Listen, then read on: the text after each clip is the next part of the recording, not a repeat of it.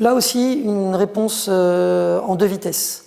Je vais d'abord répondre où peut-on trouver des informations utiles pour faire son étude de marché, s'assurer qu'il y a un marché potentiel suffisamment important dans le secteur où on veut s'implanter, dans le secteur géographique où on veut s'implanter. Puis ensuite, la deuxième partie de ma réponse sera un peu un guide rapide, méthodologique, pour faire son étude de marché ou éventuellement la faire soi-même. Alors d'abord, il est important pour moi de rappeler que le commerçant franchisé, le candidat franchisé, est un futur commerçant indépendant et organisé sous enseigne.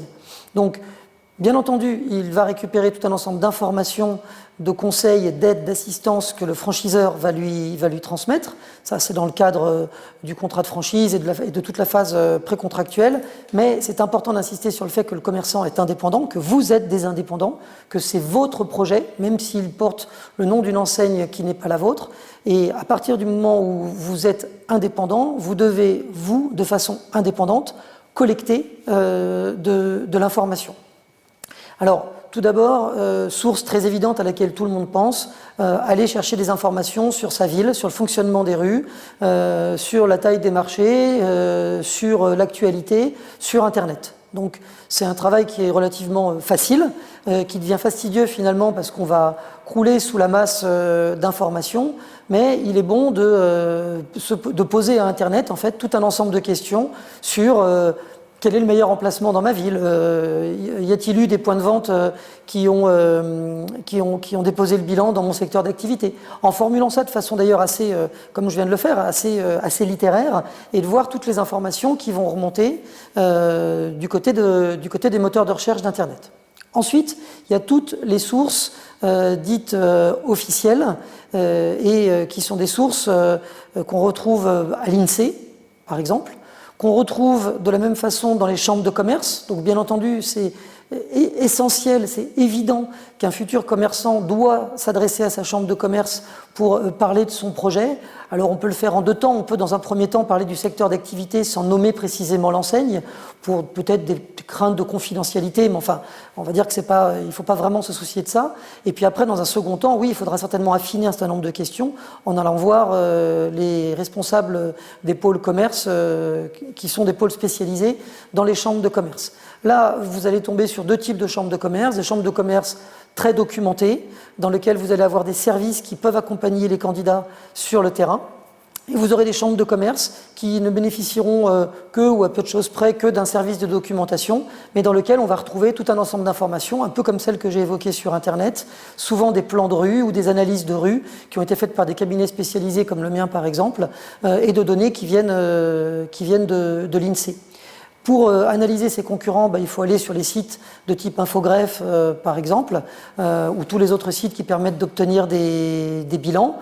C'est très souvent... Alors, la première consultation est gratuite et si vous voulez aller plus loin, le téléchargement des bilans est payant, mais ça ne coûte que quelques euros. Bien entendu, il faut aller sur le terrain, il faut faire des comptages. Il faut s'armer de patience, s'installer à des terrasses de café, venir des week-ends, venir des journées, venir des soirées, venir au moment des marchés, par exemple, et pratiquer des comptages. Alors, il existe des petits compteurs qu'on peut acheter dans plein d'endroits spécialisés ou sur Internet, qui sont des petits compteurs à main, et vous cliquez par paquet de 15 minutes, vous cliquez tous les gens que vous voyez passer devant, par exemple, le point de vente que vous visez, pour vous assurer vous-même de la réalité d'un trafic et de la réalité d'une fréquentation. Il faut également être très observateur, donc j'invite les candidats franchisés à filmer et à prendre des photos des emplacements qu'ils observent, parce qu'ils auront une vision complètement différente, une fois qu'ils auront pris ces photos et filmé, de l'analyse qu'ils auront faite, et ils pourront surtout après détailler tout un ensemble de personnages qu'on retrouve dans certaines parties de la ville et qu'on ne retrouve pas dans d'autres. Je vais citer un exemple d'une ville connue et d'une rue commerçante très connue, qui est à Bordeaux, la rue Sainte-Catherine. Vous avez des tronçons de cette rue Sainte-Catherine, qui est très grande, et vous allez vous rendre compte qu'il y a des endroits qui sont spécifiques à la présence de maman ou de nounou ou de parents avec des poussettes. Et quand vous prenez des photos et qu'après vous analysez vos photos et que vous regardez le type de sac et les marques qu'on retrouve accrochées aux poussettes, vous pouvez du coup faire une analyse de est-ce que toutes ces toutes ces mamans et tous ces parents présents avec des poussettes ont des sacs. Donc ça veut dire, sont-ils là pour faire des courses? Première question. Et deuxièmement, quel type de sac on retrouve? Est-ce qu'on y retrouve de l'alimentaire ou est-ce qu'on y retrouve du prêt-à-porter? Et est-ce que le prêt-à-porter qu'on y retrouve, par exemple, est du prêt-à-porter pour enfants ou pas pour enfants? Plutôt que de simplement regarder cette partie de la rue, de voir qu'il y a des poussettes et d'en déduire que parce qu'il y a des poussettes, si je m'installe là avec un commerce de prêt-à-porter pour enfants, par exemple, eh bien, j'aurai des clients qui rentreront dans mon magasin. C'est vraiment un point très important et je vais en parler, ça va me permettre d'aller vers l'étude de marché. Il faut vraiment faire attention à la façon dont, à la surface des choses, en fait, quand on regarde une ville et une rue commerçante. Très souvent, on regarde une rue et on est impressionné par son trafic.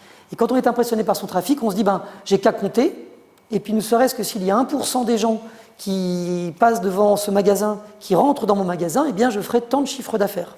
En fait, si vous êtes dans une rue qui n'a pas une vocation réellement à être commerçante, même s'il y a des commerces de certaines natures, si vous ne vous assurez pas de l'adéquation de cette rue et de la raison pour laquelle les passants, les chalands sont présents avec votre activité, bien, vous pouvez avoir des gens qui passeront dans votre magasin sans jamais rentrer dedans.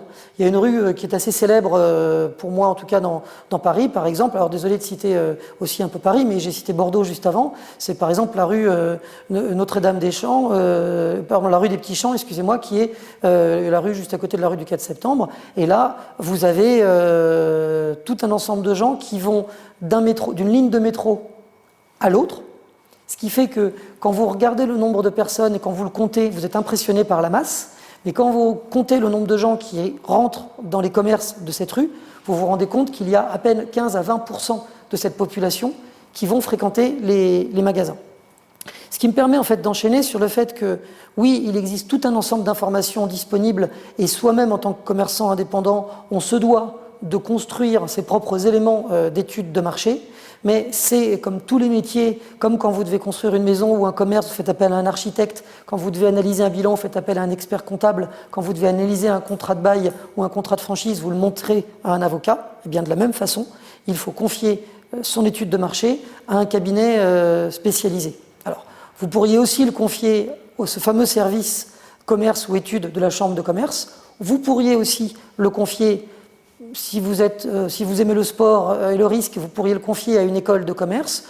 Il y a des chances que vous tombiez sur de bonnes écoles de commerce qui ont une junior entreprise et qui pourraient réaliser de belles études. Voilà, c'est un métier qu'il faut confier et c'est un sujet tellement important vu que c'est le projet de toute une vie. C'est évident de ma part de devoir le confier à un professionnel. En gros, très rapidement, le sommaire d'une étude de marché, c'est toute une partie qui va analyser l'implantation. Là, je ne parle pas d'emplacement, mais l'implantation commerciale, c'est-à-dire une ville est composée d'au moins un centre-ville, de quelques zones d'activité commerciale autour, et l'un de ces pôles, centre-ville ou zone d'activité commerciale ou centres commerciaux, sont des secteurs d'implantation. Une fois que j'ai fait le choix de mon secteur d'implantation, en fonction d'un certain nombre de critères que j'ai identifiés, ne serait-ce que l'adéquation de mon concept à la nature d'emplacement, eh bien je vais pouvoir l'analyser en comparaison des autres pôles que j'aurais mis de côté. Je vais regarder son accessibilité, je vais regarder les abords du projet, c'est-à-dire est-ce qu'on est dans un environnement qui valorise mon concept, par exemple. Ensuite, je vais m'intéresser directement, non plus à l'implantation, mais à l'emplacement. Et là, je vais regarder l'emplacement que j'ai choisi, s'il est dans une zone qui lui est favorable, s'il a à proximité des magasins générant du trafic et s'il a à proximité des confrères, enfin des concurrents, que pour l'instant je ne vais pas appeler concurrents, mais que je vais appeler confrères, et partant d'un principe que plus je retrouve dans ce pôle des confrères, plus le bien que je veux vendre, c'est là où mes consommateurs viennent le chercher. Donc je vais évaluer avec une grille de scoring. Alors je ne vous en donne pas tous les détails, mais chez Territoire et Marketing, il y a 6 éléments majeurs de scoring d'un emplacement. Et grâce à ces éléments, je vais scorer mon emplacement par rapport à d'autres que j'ai en choix possible avec mes agents immobiliers, ou mon emplacement par rapport à mes concurrents. Et là aussi, il faut savoir être raisonnable, c'est-à-dire il faut savoir s'arrêter sur un emplacement qui est bon, dont le rapport économique et le rendement est bon, même s'il ne se trouve pas être le meilleur, il faut toujours mettre son projet en rapport avec ses capacités d'investissement. Ensuite, il faut étudier ses concurrents, rentrer chez eux, prendre des photos, relever des prix, compter la fréquentation sur les mêmes créneaux horaires. Donc il faut venir plusieurs fois dans la même journée, plusieurs fois dans le même mois.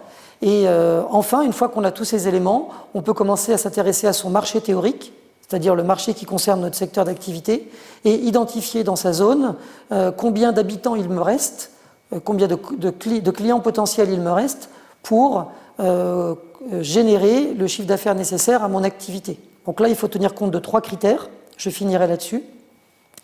Dans un pôle d'implantation, il faut s'intéresser à ce qu'on appelle l'évasion de ce pôle. Dans une zone de 1000 habitants, il y a un certain nombre de gens qui, dans la journée, quittent cette zone pour différentes raisons, très souvent pour le travail. Donc j'ai bien sur 1000 habitants de départ un certain nombre d'habitants qui s'évadent. J'ai de l'autre côté ce qu'on va appeler l'emprise, qui est le nombre d'habitants qu'il reste. Et j'ai la capacité d'attraction de ma zone, qui pour diverses raisons, au même moment, vont reconstituer une partie de la population de ma zone. Ça va me faire un calcul de taux d'attraction, ou en tout cas de nombre d'habitants, ou de nombre de clients potentiels encore disponibles. Je multiplierai les dépenses théoriques moyennes par ménage ou par habitant par ce nombre de personnes, et ça me donnera la taille de mon marché. Après, on rentre dans le calcul du chiffre d'affaires, qui là est une technique un peu plus savante, qui peut aussi faire appel à une enquête par questionnaire. Il est bon d'interroger les habitants d'une ville, de leur demander leur comportement de consommation par rapport au secteur d'activité du commerce que je vais ouvrir, et d'en tirer à partir de là un certain nombre de conclusions sur les capacités d'achat, sur leur fréquence d'achat et sur le montant moyen que ces habitants dépensent dans le secteur d'activité que je vais créer. C'est une démarche très technique, l'étude de marché. Tout le monde pense qu'il peut la faire lui-même parce que quand on en parle, c'est a priori du marketing assez simple. Mais en fait, ça répond vraiment à des règles très complexes et aussi à beaucoup d'expérience. Ce qui là reboucle sur ce que j'évoquais avant, c'est un dossier à confier à une société spécialisée parce qu'il faut avoir et l'expertise technique et l'expérience pour faire une bonne étude de marché.